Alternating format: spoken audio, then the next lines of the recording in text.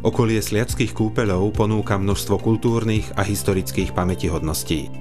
Na svoje si prídu aj záujemcovia o dramatické umenie a milovníci ľudových piesní a tancov.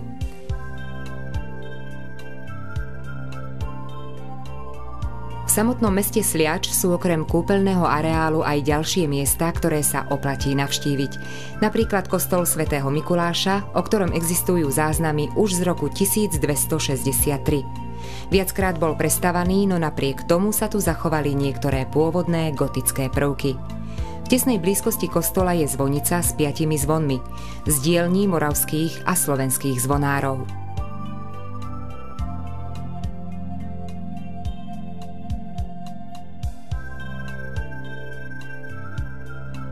Na sever od mesta Sliač leží Banská Bystrica, založená v roku 1255 ako starobilé banské mesto.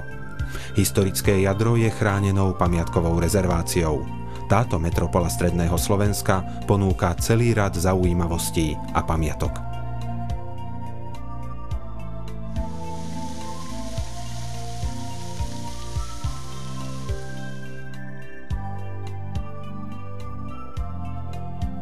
Južným smerom je mesto Zvolen s dominantou Zvolenským zámkom.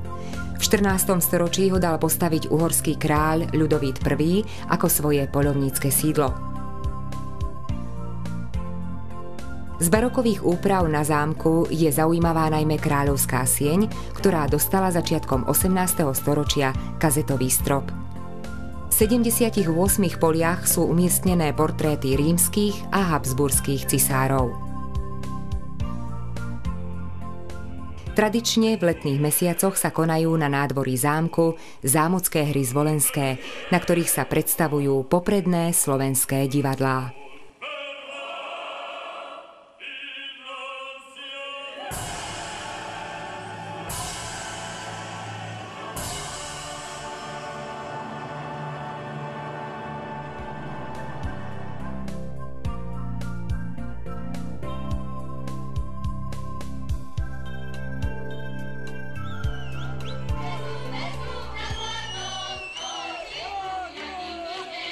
Milovníkov ľudového umenia, piesní a tancov určite poteší návšteva podpolianských folklórnych slávností v Detve, na ktorých vystupujú desiatky súborov z celej Európy.